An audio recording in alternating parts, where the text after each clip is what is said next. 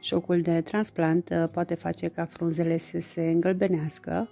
Când transplantați pentru prima dată roșiile în pământ, când nopțile încă nu sunt calde, tomatele vor trece printr-o perioadă de ajustare, iar aproape 2 săptămâni după transplant veți observa că frunzele verzi se deschid ușor la culare, multe devenind galbene.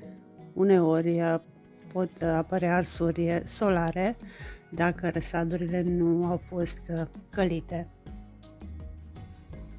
A doua cauză poate fi calitatea solului. Azotul este cea mai frecventă cauză, deoarece oamenii nu fertilizează în general roșiile cu mult azot. Roșiile sunt hrănitoare grele, ceea ce înseamnă că planta necesită de 2 ori cantitatea de azot de care are nevoie un castravete și de 5 ori mai mult decât are nevoie fasolea. Dacă nu se fertilizează suficient cu azot, frunzele mai bătrâne vor începe să devină galbene, iar în unele cazuri pot cădea. Îngălbenirea frunzelor poate fi și rezultatul unei deficiențe de fier a plantei, dar acest lucru va fi mai vizibil la frunzele tinere. O deficiență de magneziu va produce îngălbenire care arată mai mult ca pete pe frunzele vechi. Azotul, fierul și magneziul sunt cele mai comune deficiențe nutriționale ale roșilor și trebuie să le fertilizăm în mod regulat.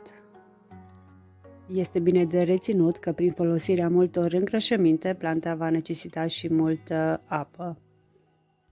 Este bine să facem un test de umiditate în care se introduce degetul în câțiva centimetri în sol, iar dacă se simte uscat, este necesar să udăm.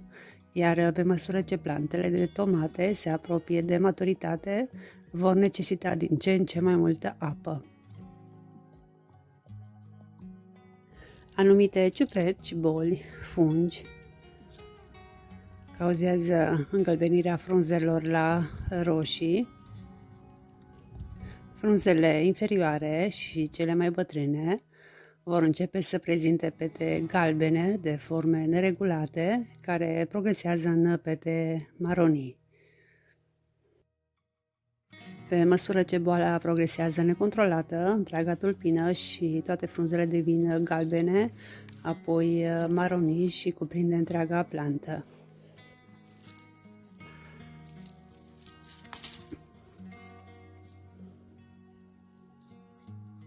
La primul semn tăiați toate frunzele afectate.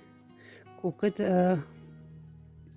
rămân mai mult timp pe plantă, cu atât este probabil ca ciuperca să se răspândească pe plantă la frunzele sănătoase și la plantele din jur. Pe măsură ce plantele cresc, tăiați complet frunzele inferioare, mai ales dacă ating pământul, chiar dacă sunt sănătoase. Când irigați, alegeți o metodă cu furtun cu picurare pentru a nu stropi și a se împrăștea ciuperca și la celelalte plante. Dăunători precum afide, musculițe, ei nu sunt întotdeauna evidenți, poate fi necesar să vă uitați cu atenție la frunze, să le întoarceți și să-i căutați. Ele duc la îngălbenirea frunzelor la tomate.